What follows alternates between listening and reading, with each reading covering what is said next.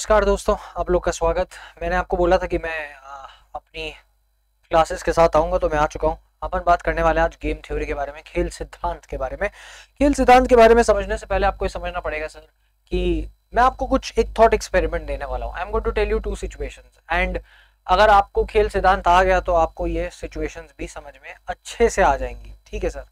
Now I want to ask you very simple question, बहुत छोटा सा सवाल। ओपेक कंट्रीज होती है ना सर, ओपेक जो तेल प्रोड्यूस करती है, जो तेल प्रोड्यूस करती हुई कंट्रीज हैं, why is there an export quota? एक कोटा क्यों है उनके, प्रोडक्शन कोटा क्यों सेट है, ऐसा क्यों होता है? नंबर वन, ये मेरा पहला सवाल। दूसरा सवाल, आप देखें जब भी आप किसी सब्जी मंडी में या किसी भी मार्केट में जाओगे, ठीक है, तब वहां पे if there are 1 2 3 4 shops placed, why is it that पहली दुकान पे जो प्राइस होगा वो ज्यादा होगा एज कंपेयर टू दूसरी दुकान, तीसरी या चौथी, सब्सिक्वेंटली जो आखिरी दुकान है वहां पे आपको प्राइस कम मिलेगा? क्यों, ऐसा क्यों होता है? ये होता है गेम थ्योरी की वजह से। आज हम समझने वाले हैं खेल सिद्धांत और खेल सिद्धांत का real life application. We will solve the UGC NET JRF questions, so stay tuned for game theory. इससे पहले हम गेम थ्योरी करें, हम समझ लेते हैं कि एग्जाम हमारा वेबसाइट आपको जानी है, इसमें एग्जाम खोलना है, लाइव टेस्ट देखना है, जेआरएफ अड्डा की वेबसाइट है, कॉन्टैक्ट डिटेल्स देखनी है सर यहाँ पर, और आपको सारा यहाँ पे one stop best learning platform अगर कोई मिलेगा तो मिलेगा जेआरएफ अड्डा की ब्राउजर पे। इसके बाद जाके आप please daily quizzes application download करना है, डेली क्विजेस मिलेंगे, यूट्यूब पीडीएफ मिलेगा, काउंसलिंग सेशन मिलेगा। Please download the JRF Adda application as well. Then about me, you all know if you're joining today, my name is Prashant. I qualified this exam in my very first attempt.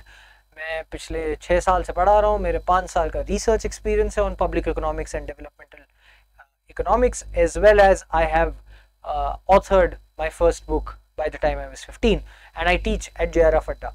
So every day at 7 sir. Yes. Now मैं आपको बता देता हूँ, game theory सबसे पहले आता है sir 1928 में। 1928 में एक मैथमेटिशियन हुए John von Neumann. John von Neumann ने एक रिसर्च पेपर लिखा, यह ऑनलाइन अवेलेबल है 1928 में। 1928 में आपको इनका एक बहुत ही प्यारा सा रिसर्च पेपर आप जरूर पढ़िएगा। इन्होंने लिखा है on the theory of games of strategy. ठीक है, इसके बहुत ही प्यारी, अब ये तो ट्रांसलेटेड है पर एक उन्होंने काफी अच्छा गेम थ्योरी पे पेपर लिखा। ये पेपर लिखने के बाद गेम थ्योरी और ये दुनिया जो आज जानी जाती है वो बदल गई हमेशा के लिए। कैसे बदली, आइए जानते हैं। सो गेम थ्योरी जो है वो आपको कहां से जानने को पड़ती है मालूम? सबसे पहले देखिए, जो गेम थ्योरी 1920s मैंने आपको बताया 1928 का जो पेपर था वहां से बेसिकली स्टार्ट हुई थी। Then of course we went on to different strategies. इसके बाद आप देखेंगे कि अलग अलग जॉन वॉन न्यूमैन और ऑस्कर ने एक theory of games and economic behaviour किताब करके पब्लिश करा था पेपर। इसके बाद एक आते हैं हमारे John Nash, professor John Nash, जिन्होंने नैश इक्विलिब्रियम निकाला। नैश इक्विलिब्रियम में उन्होंने नॉन जीरो सम गेम की बात करी थी और इसके बाद उन्हें मिला था एक नोबेल प्राइज। मैं आपको प्रोफेसर नैश के बारे में थोड़ा कुछ बता दूं, पर्सनल एनेक्डोट मेरे बारे में, जहां तक मैं जानता हूँ प्रोफेसर नैश को। प्रोफेसर नैश के बारे में एक मूवी बन चुकी है, a beautiful mind. My personal connection with Professor Nash, he's passed away now, but my personal connection with him was through a senior of mine who was studying at Queen's College in Oxford. वहाँ पे उनसे मैंने बात करी थी, तो he was studying under him and he was working it out and studying daily, बात करते थे उनसे। तो मैंने उनसे पूछा था कि वो कैसे थे and he told me he was an excellent person. He was a patient of schizophrenia. Of course काफ़ी challenges होते हैं ऐसे patients के साथ, but he, by the way, despite all the struggles, he won a Nobel Prize for his beautiful game theory जो आज हम पढ़ने वाले हैं। तो ये तो हो गया evolution of theory। यही चीज़ आप हिंदी में एक बार स्क्रीनशॉट लेके पढ़ सकते हैं कि कौन कौन थे। मैंने आपको वैसे समझाया हिंदी में ही है, तो कोई दिक्कत नहीं होनी चाहिए। आगे अपन बढ़ते हैं। अब अपन करते हैं, देखिए, अजम्पशंस। सो अजम्पशंस में मैं आपको ये बात बता दूं कि कुछ 7-8 अजम्पशंस हैं, बहुत ध्यान से सुनिएगा। पहले तो गेम है, तो गेम में तो प्लेयर होते हैं, तो जो प्लेयर खेल रहा है वो है प्लेयर। ठीक है सर, नंबर 1। जहां जहां आप देखेंगे वर्ड प्लेयर मतलब वो आदमी, वो इंसान जो गेम खेल रहा है, number 1। Number 2, there are finite competitors, मतलब जो मेरे कंपटीशन वाले लोग हैं वो अनगिनत नहीं है, इन्फिनिटी नहीं है। आई हैव फाइनाइट, कुछ गिने हुए, गिनित, जो गिनती जिसकी करी जा सके वो उतने हमारे कंपेटिटर्स हैं। दूसरी चीज, जो मैं हूं, जो मैं एज अ प्लेयर 1 है, प्लेयर 2 है, जितने भी प्लेयर्स हैं उस गेम के अंदर वो रैशनल है, मतलब वो थोड़े बुद्धिमान है, इंटेलिजेंट है, रैशनल है, जो हमारा अजम्पशन रहता ही है यूजुअली इकोनॉमिक्स में। दूसरी चीज, जो गेम के पैरामीटर्स हैं उनकी उनको नॉलेज है कि गेम कैसे खेला जाता है, गेम की बाउंड्रीज क्या है, गेम के पैरामीटर्स क्या है, वो सब सेट है वहां पर। तीसरी चीज, डाइवर्स स्ट्रेटेजी ऑप्शंस है, मतलब आपके पास ऐसा नहीं है कि जो प्लेयर है वो एक ही ऑप्शन या एक ही तरीके का मूव चल सकता है, वो अलग अलग तरीके के मूव चल सकता है, 2 3 4 5, what ever he wants, he has diverse options, ठीक है। Player can move in every direction he wants. दूसरा चीज, फाइनाइट सेट ऑफ एक्शंस, तो ये जिन जिन डायरेक्शन में मूव कर सकता है, क्या वो अनगिनत है? नहीं, वो भी एक लिमिटेड है। तो एक सपोज करो, if the game is a circle, the players are limited and the players and their actions are limited, ठीक है। अब क्या होता है कि एक गेम जब खेला जा रहा है एक सर्कल में, तो एक प्लेयर का एक्शन दूसरे को अफेक्ट करेगा ना सर, यही गेम थ्योरी है। कैसे करता है, कहां करता है, क्या होता है, यही गेम थ्योरी है, खेल सिद्धांत यही है, ठीक है।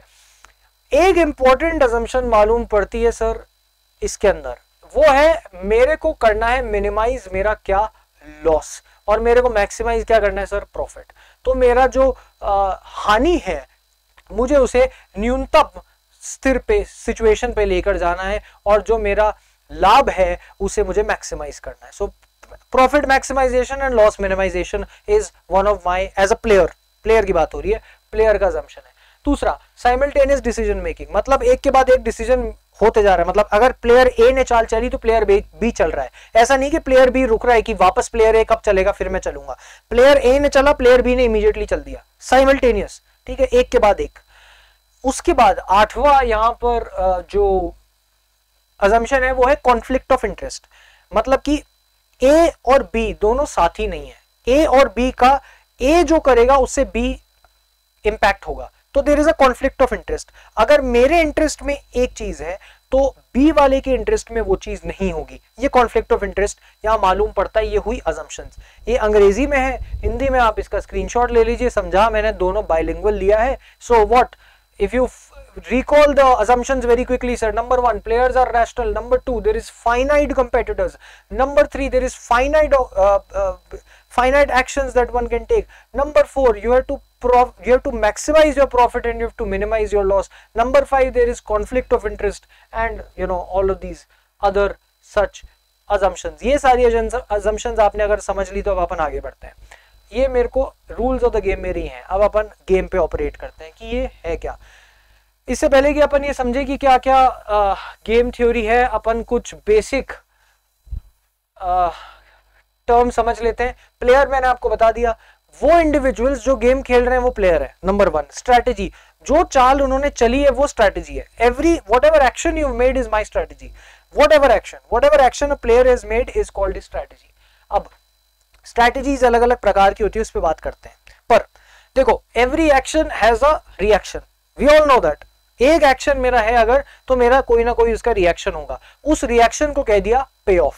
So if I do something I will get something in return.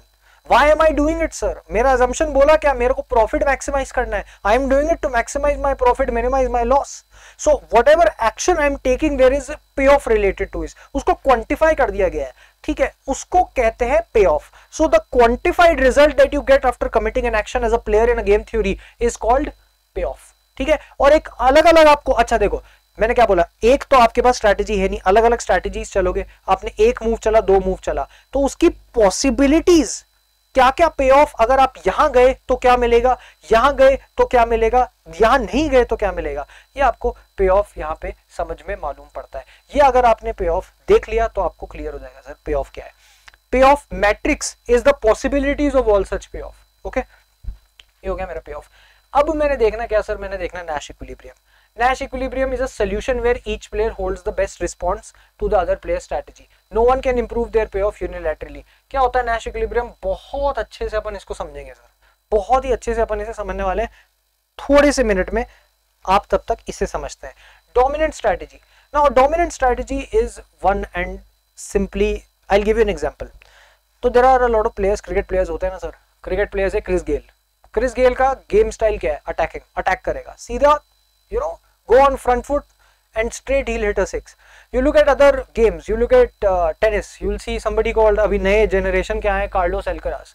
Carlos Alcaraz has a very attacking style, वो नहीं रुकते, वो सीधे अटैक करते हैं, फोरहैंड पे अटैक करते हैं, ठीक है। तो जो ऐसे प्लेयर्स होते हैं इर्रिस्पेक्टिव ऑफ द ओपोनेंट, उनकी स्ट्रैटेजी चेंज नहीं होती है, उनकी एक ही स्ट्रैटेजी होती है, डोमिनेंट डोमिनेंट डोमिनेंट। वो स्ट्रैटेजी को डोमिनेंट स्ट्रैटेजी कहते हैं। अब आप देखेंगे कि कभी कभार it can be hit and it can be a miss, right, but largely उनकी स्ट्रैटेजी सेम रहती है, इररिस्पेक्टिव सामने कौन खड़ा है। कार्लोस एल्करास को सिर्फ फोरहैंड मार के शॉट आगे पहुंचाना, it doesn't matter who is standing, if it is Novak जोकोविच और world number 1000, doesn't matter. Dominant strategy का मतलब यही होता है that a strategy that you undertake as a player where in you don't respond or you don't really care about the other players strategy, so irrespective of his strategy, ये मेरी dominant strategy बनती है। Pure और mix, अलग अलग strategies. Pure strategy वो होती है जहां पे इफ आई हैव 3 ऑल्टरनेटिव्स और 2 ऑल्टरनेटिव्स, प्योर स्ट्रैटेजी का सिंपल मतलब होता है कि प्योरली मैं एक ही चीज पे कमिट करूंगा, ठीक है, I will not commit to other events. Example बताता हूं, आपके बहुत सारे दोस्त होते हैं ना सर, कुछ कुछ ऐसे दोस्त होते हैं जिनको आप बोल दो कि भाई मिल लो, आज मिलते हैं, ठीक है, आज अपन चलते हैं, कॉफी पी के आते हैं, let's meet, and their response is always no sir. उनका एक जेन्युइन रिस्पॉन्स होता है ना, नहीं मिलना, नहीं मिल रहे, कभी और, कुछ और आ गया, ऐसा अलग अलग सिचुएशन देके आपको मना करेंगे। So if yes and no is the answer to a question, their probability of saying no will always be 1, and आपको पता है कि इवेंट की प्रोबेबिलिटी एक ही हो सकती है, तो यहाँ एक हो गया तो 0 हो गया। So in a pure strategy the probability of having one or occurring of one event is always 1 and the other is 0। ये तो प्योर स्ट्रैटेजी हो गई मेरी कि मैं एक ही चाल चले जा रहा हूँ, मेरे को एक ही चाल चले ही जानी है और वो मेरी स्ट्रैटेजी होके ही रहेगी, ठीक है। Now, of course, there are other people as well.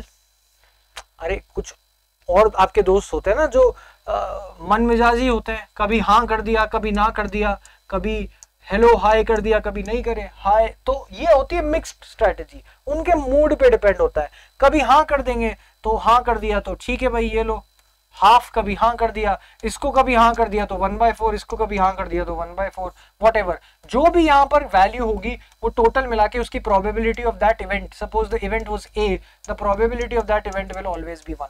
ये तो आपको पता ही है। पर मिक्स स्ट्रैटेजी में बेसिकली इसने कहा कभी ये कर दिया, कभी ये कर दिया, कभी ये कर दिया, उसकी स्ट्रैटेजी चेंज होती रहती है। He is not fixed, pure आदमी नहीं है वो, दिल का सच्चा नहीं है वो, अलग अलग अपना मूड चेंज करते रहता है। ये हो गया मेरा प्योर स्ट्रैटेजी। सैडल पॉइंट क्या होता है, ये सब अपन डिटेल में देखेंगे। आई होप आपको की कंसेप्ट्स ब्रीफ समझ में आ गए होंगे। अब देखिए सर, अब मैं आपको बात करने जा रहा हूँ क्या, zero sum game. Zero sum game को अपन खत्म करने वाला है एक ही बार में, इसके बाद आप कभी प्रॉब्लम में नहीं फंसोगे कि जीरो सम गेम क्या होता है।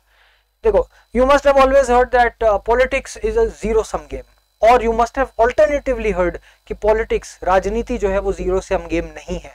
क्या होता है जीरो सम गेम का मतलब? देखो, मैं आपको कुछ एग्जांपल्स देता हूं। सपोज करो, और मैं टेनिस का एग्जांपल लेने वाला हूं क्योंकि क्रिकेट में क्या होता है, कभी कभार बारिश हो गई तो और या ड्रॉ हो गया, टाई हो गया, there can be a third result. In tennis there can never be a third result. अगर कोई इंसान इंजर हो गया तो वो प्लेयर रिटायर हो जाता है, the player automatically loses. So I will give you an example of tennis. Tennis में दो लोग खेल रहे हैं। अब एग्जांपल देते हैं, नोवाक जोकोविच, ठीक है, नोवाक जोकोविच represented by N versus Rafael Nadal, ठीक है, ये हो गया एन वर्सेस आर।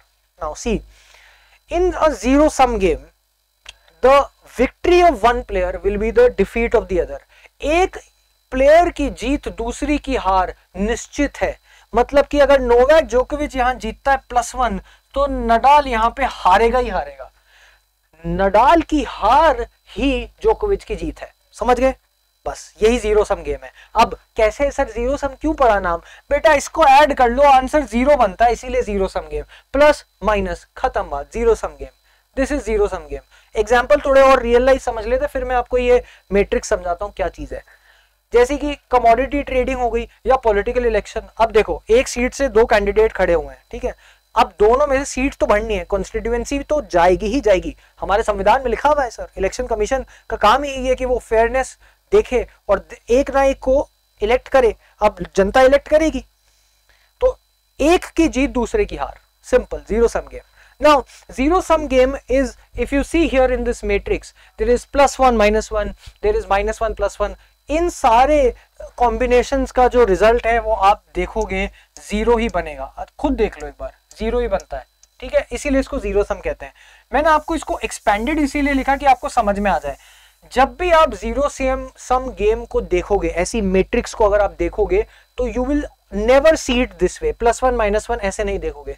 ये थोड़ा अपन क्या ना, इकोनॉमिस्ट और मैथमेटिशियंस थोड़े लेजी हैं तो वो कुछ इस प्रकार से इसको लिखते हैं। देखो +1 -1 है, वो क्या बोलेगा सर, इसको ये बोलेगा 1, ठीक है, इसको वो बोलेगा 1, इसको बोलेगा 1, इसको बोलेगा 1, ऐसे ऐसे रिप्रेजेंट करेगा।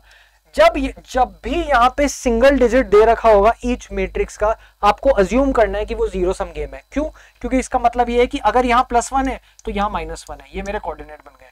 वही चीज अगर यहाँ -1 है तो यहाँ +1 हो जाएगा, ठीक है। So if these single digits are given, if this is not given, तो आपको अज्यूम करना है कि वो जीरो सम गेम है, ठीक है। एक खत्म सर जीरो सम गेम।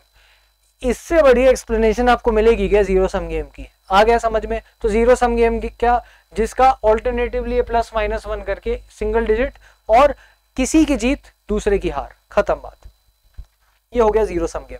अब अपन बात करते हैं नैश इक्विलिब्रियम के बारे में। नैश इक्विलिब्रियम को समझने के लिए मैं आपको एक उदाहरण देना चाहता हूं, थियोरेटिकल नहीं, एक मूवी का। एक बहुत प्यारी मूवी बनी थी प्रोफेसर नैश पर, जिसका नाम है अ ब्यूटीफुल माइंड। कमाल की पिक्चर है, शायद उनको ऑस्कर भी मिला था, I am not too sure, I think I might be wrong, पर वो जो मूवी है बहुत गजब की मूवी है। उस मूवी में बात होती है नैश इक्विलिब्रियम की, ठीक है।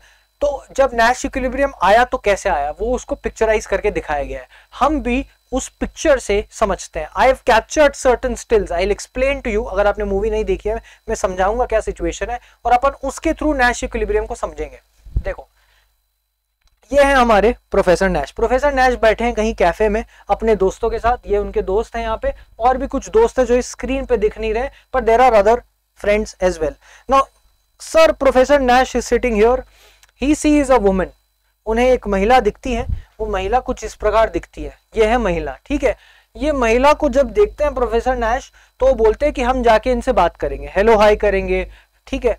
तो ये भाई साहब जो है ये इनके कान में फुसफुसा रहे हैं कि आप जाके उनसे बात करके आइए, ठीक है। प्रोफेसर नैश शर्मा गए, बहुत शर्मीले किस्म के इंसान थे, बहुत ही ग्रेट भी थे और शर्मीले भी थे। तो उन्होंने बोला इज यू नो पॉन्डरिंग कि इफ ही शुड गो और not go and all that.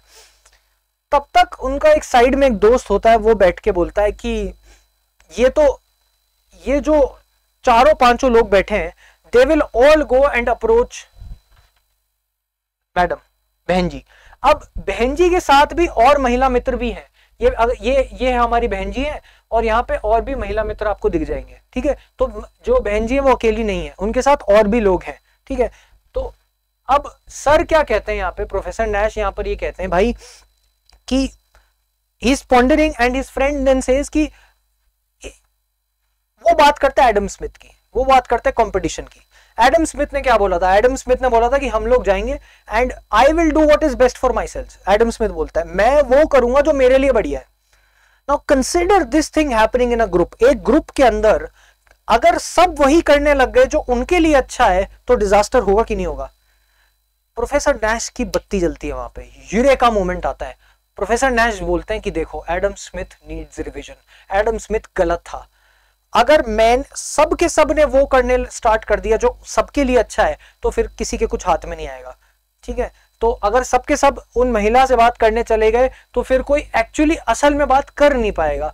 तो professor Nash gives a very beautiful suggestion. He says, professor Nash कहते हैं कि instead of going to the mahila, how about we go to the mahila mitra and leave the mahila alone, ठीक है।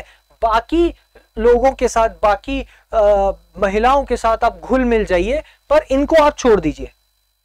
इसका मतलब क्या हुआ? इसका मतलब हुआ नाउ नॉट, अच्छा इससे हुआ होगा क्या, ऑब्जेक्टिव इससे क्या फुलफिल हो रहा है प्रोफेसर नैश का कि सारे दोस्तों को महिला मित्र से इंट्रोडक्शन मिल गया है, अपने अपने इंडिविजुअल रिस्पेक्टिव महिला मित्रों से।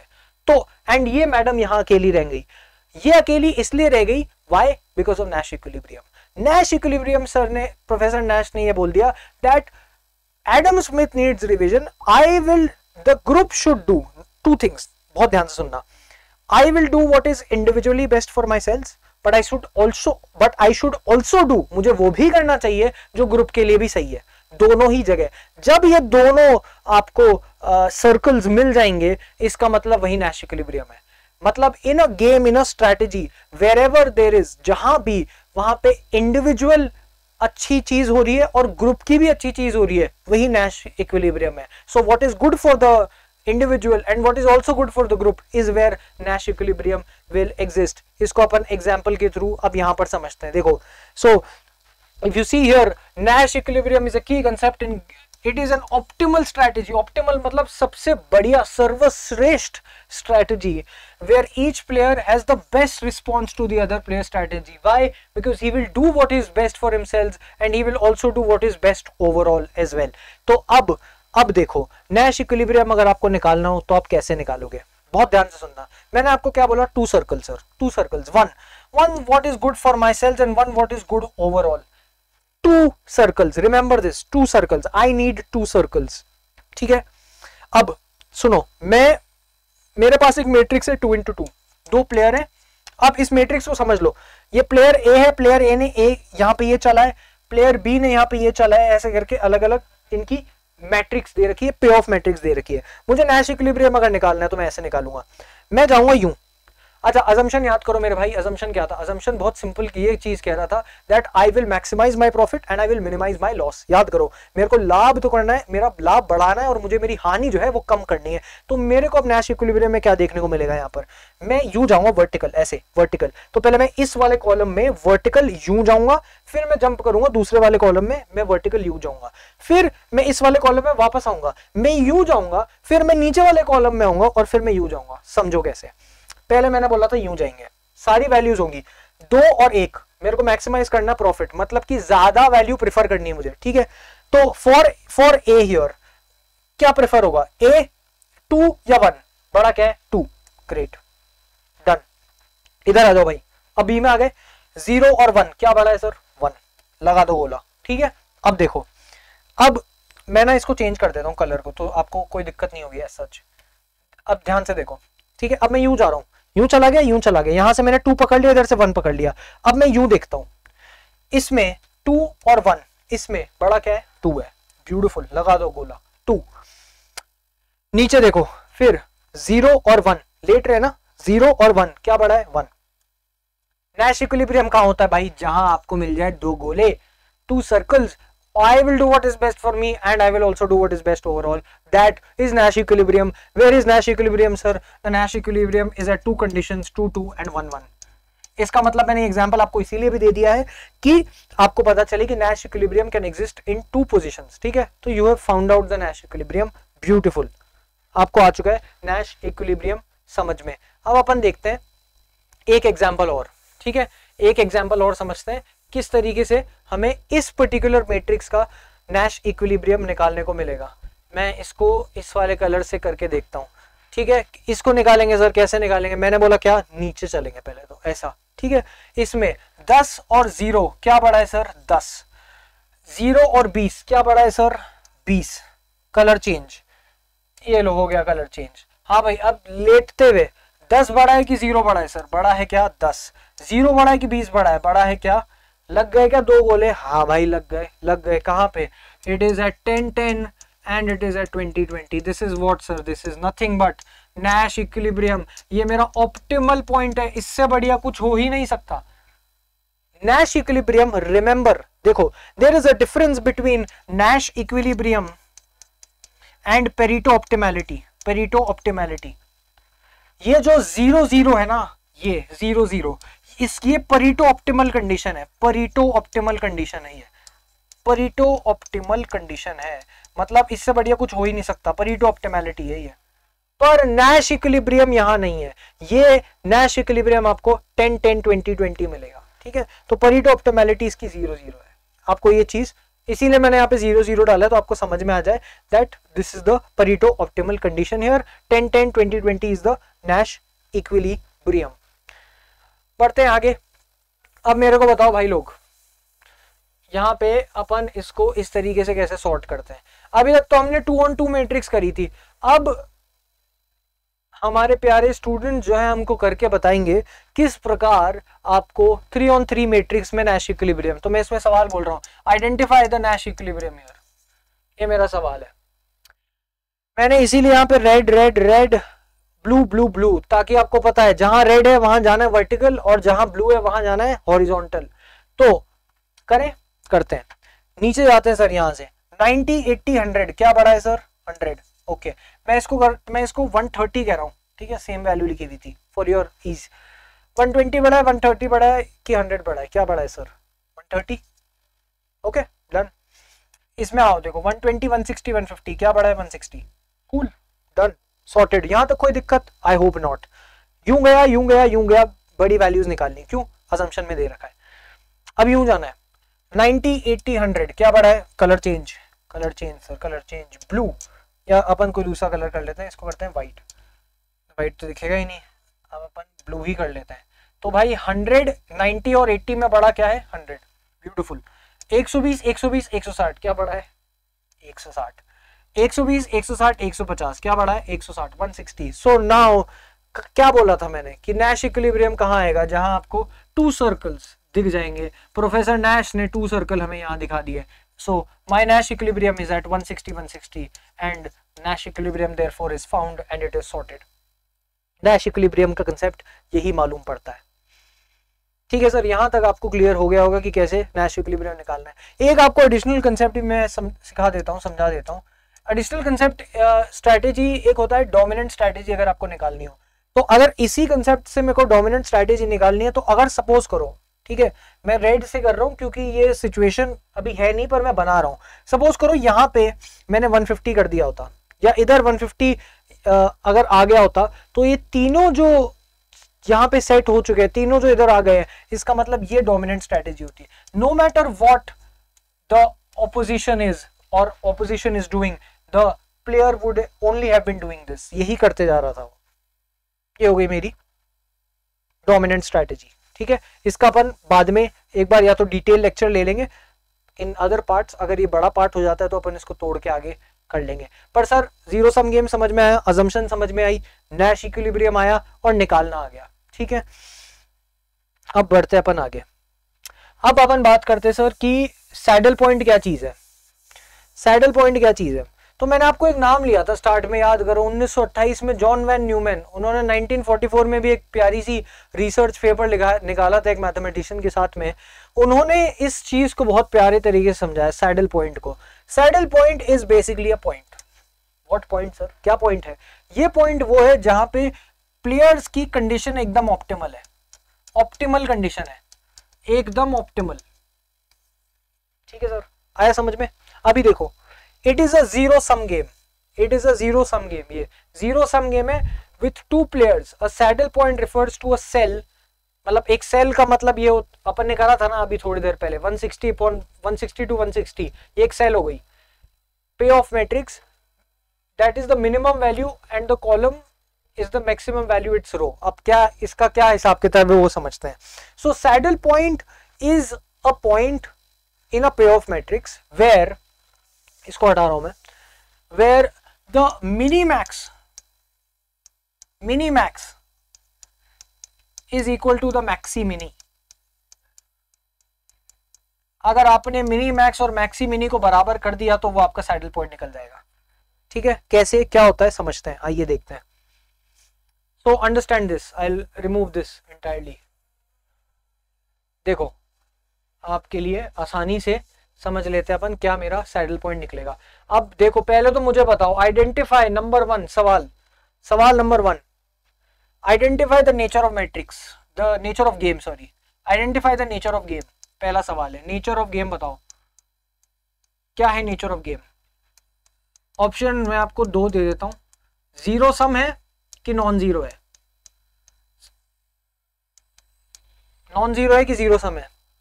सर 928664 बोला था ना, ये जो 9 है ये 9 + 9 और -9 है यहाँ पर, तो it is what it is, zero sum game. ठीक है, आ गया समझ में? ग्रेट। अब मुझे निकालना है इसका सैडल पॉइंट। सैडल पॉइंट कैसे निकालते हैं? सैडल पॉइंट एक ऑप्टिमल कंडीशन है। सबसे पहले देखो, हम यू जाएंगे पहले और फिर हम यू जाएंगे। Okay, clear? मेरे को जाना है you, this way, right? Now 9 and 2, 9 and 2 में से सबसे छोटा कौन सा है पहले तो ये बताओ? 2। इसका हॉरिजॉन्टली जब जाओगे तो मिनिमम निकालना है, वर्टिकली जब जाओगे तो आपको मैक्सिमम निकालना है। यहाँ पे दे रखा है ना, अगर आप यहाँ पे देखोगे सैडल पॉइंट क्या है, तो saddle point is minimax is equal to the maximum condition. तो इसे अपन यहाँ पे समझते हैं। तो क्या करना है सर? इसका मिनिमम निकालना है। इसका मिनिमम क्या? 6। इसका मिनिमम क्या? 4। आया समझ में? हॉरिजॉन्टली गए तो इसका मिनिमम निकाल दिया मैंने। अब इसका मैक्सिमम निकालना है, वर्टिकल का मैक्सिमम निकालना है। यहाँ पे 3 वैल्यूज थी, यहाँ 2 है। 986 का मैक्सिमम निकालो। 9 मैक्सिमम 6। अब मुझे देखना है कि मेरे को सैडल पॉइंट निकालना है। तो ये कुछ वैल्यूज आ गई यहाँ पे। I want to see here something. What do I want to see here? I want to see if the minimax, मतलब कि ये सारी मिनिमम वैल्यूज थी ना, इन सारी मिनिमम वैल्यूज का सबसे मैक्सिमम वैल्यू क्या है? 6। हाँ या ना? ये सारी मिनिमम वैल्यूज है ना, 2 2 6 4। अरे भाई हाँ या ना यार?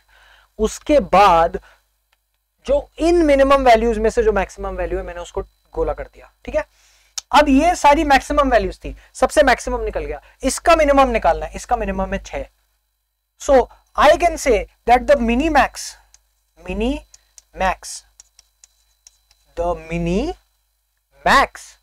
Is equal to the maximin. मतलब आपको अब क्लियर हो गया होगा, इज एट 6। अब कुछ समझ लो। आपको सवाल कैसे पूछेगा यूजीसी ने नेट में? सवाल पूछेगा वैल्यू ऑफ गेम क्या है, तो समझ लो मेरी बात। वैल्यू ऑफ गेम है 6। वैल्यू ऑफ गेम है 6। ये 6 निकाला ना सैडल पॉइंट, ये मेरा वैल्यू ऑफ गेम है। बहुत ध्यान से सुनना। अब ये आपको पूछेगा कि इसकी ऑप्टिमम स्ट्रेटेजी क्या है। ऑप्टिमम स्ट्रेटेजी देखो, प्लेयर है ए और प्लेयर है बी, 2 प्लेयर है ना। ए प्लेयर की ऑप्टिमम स्ट्रेटेजी A2 पे बन रही है ना, और बी प्लेयर की ऑप्टिमम स्ट्रेटेजी B2 पे बन रही है। Saddle point is 6, right? दोनों पे फॉल कर रहा है। So the optimum strategy for A is A2 and the optimum strategy for B is B2 and my value of game herein is 6. आया समझ में? क्या करा मैंने? फिर से रिवाइज कर देते हैं सर। एक रो वैल्यू बनाई, नीचे मेरे को हॉरिजॉन्टली मिनिमम वैल्यू निकालनी है। यूं जाओगे, वर्टिकल जाओगे तो मेरे को इसकी मैक्सिमम वैल्यू निकालनी है। जो मिनिमम वैल्यू उसका मिनी मैक्सिमम निकालना है, जो मैक्सिमम वैल्यू उसका मिनी निकालना है। अगर बराबर आ गए दोनों के, वही मेरा सैडल पॉइंट है, वही मेरा वैल्यू ऑफ गेम है, और वहीं से मैं ऑप्टिमम स्ट्रेटेजी जो है निकाल लूंगा ए और बी की, A2 B2। अब इससे रिलेटेड एक सवाल आया था यूजीसी नेट में, उसे अपन निपटा देते हैं सर। यूजीसी नेट में एक इसके रिलेटेड ये सवाल आया था। ये सवाल है सर। सवाल क्या कह रहा है? करें इसको सॉल्व कर लें या आप खुद करोगे? चलो मैं कर देता हूँ, कोई दिक्कत नहीं है। उसके बाद I think you will get to know how much you have learn today. जितना आपने करा है ना, उससे ये सवाल बन पड़ता है। Okay, how to solve this question. ये एक मैट्रिक्स दी हुई है, इसको अपने को सॉल्व करना है, और यहाँ पे एक सवाल पूछ लिया है कि 4 ऑप्शन है और बताना है इसमें क्या क्या है। तो मेरे को सबसे पहले तो यहाँ पे 3 मैट्रिक्स दिख रही है ना यहाँ पे। अब मुझे क्या करना है? सबसे पहले मेरे को यूं जाना है सर, यूं। I will go horizontally. I have to talk about the minimum value here. Minimum value 2। Okay, 1 -5 -4। Minimum value क्या है मेरी? -5। हाँ या ना सर? 2 6 -2, minimum value -2। यूं जाएंगे तो क्या करेंगे? Maximum. 2 1 2, maximum value 2। Beautiful. 4 -4 6, maximum value 6। 2 -4 -2, maximum value 2। ठीक है, अब देखो, मुझे ये देखना है that mini max, if my saddle point mini, what is the mini max here? इस मिनिमम से मैक्सिमम पॉइंट क्या निकलता है? इस मिनिमम का मैक्सिमम क्या है? 2। आया ना? बिल्कुल, ब्यूटीफुल। इस मिनिमम का मैक्सिमम क्या है 2 है ना, -5 -2 तो छोटे ही है, इससे सबसे बड़ा तो 2 है। और इस मैक्सी का मिन क्या है, इन 2 6 और 2 में से सबसे मिनिमम वैल्यू क्या है 2 है, जो 2 जगह पे है, घबराने की बात नहीं है, ठीक है। तो my saddle point where minimax is equal to maximin is nothing but 2। अब कहां 2 है इस मैट्रिक्स में, कहां 2 है भाई, कहां 2 है। एक तो यहां है A3, ये दिख रहा है मेरे को, A3 पे है, ब्यूटीफुल। एक तो A3 है, एक A1 है, मैं A प्लेयर की बात कर रहा हूं, ठीक है। एक आप यहां पे भी देख पा रहे हो B3 को दिखेगा आपको, एक और कहीं दिख रहा है, 3 जगह है ना, A3 A1 और B3। तो A प्लेयर के लिए ऑप्टिमम स्ट्रैटेजी निकल के आती है 2, A3 और A1, और B प्लेयर के लिए निकल के आती है 1 जो कि है B3, ठीक है, B3 2, और तो कहीं नहीं दिख रहा, नहीं है, 3 ही जगह है। अब पढ़े ऑप्शंस, पढ़े क्या भाई, अरे ऑप्शंस पढ़ ले, चलो पढ़ते हैं। वैल्यू ऑफ, अच्छा by the way value of game क्या है सर, सैडल पॉइंट यही है, वैल्यू ऑफ गेम 2 है ना, वैल्यू ऑफ गेम तो 2 है, वैल्यू ऑफ गेम मेरी है 2। क्यों, मैंने बोला था जहां जो सैडल पॉइंट निकल जाए तो वैल्यू ऑफ गेम वही है। अब देखो वैल्यू ऑफ गेम है 2, ठीक है, वैल्यू ऑफ गेम है 2, वैल्यू ऑफ गेम है 2, वैल्यू ऑफ गेम है 2, मतलब ये इस स्टेटमेंट से तो एलिमिनेट ही नहीं हो रहा है। आगे बढ़ते हैं। Best strategy for player A and B are A1 and B1 respectively. A1 and B1, नहीं सर, बेस्ट स्ट्रेटेजी मेरी ऑप्टिमम स्ट्रेटेजी है। क्या ये तीनों कवर हो रहे हैं इस ऑप्शन में, नहीं हो रहे, तो हटाओ इसको, चलो आगे बढ़ो। Best strategy for player A and B are A1 B1, okay, A3 B1 and A1 B3 और समथिंग, है ना, okay fine, will come back to this option again, देखते हैं क्या रहता है। A3 B1, A3 और B1, A3 और B1, नहीं, no sir. A1 and B3, no sir, A1 and B3, A1 and B3, पर A3 मिसिंग है इसमें। इसमें आप देखोगे आपको A3 भी मिल जाएगा, आपको इसमें B3 भी मिल जाएगा, और आपको इसमें A1 भी मिल जाएगा। तो मेरा आंसर क्या है, मेरा आंसर ऑप्शन नंबर 2 है।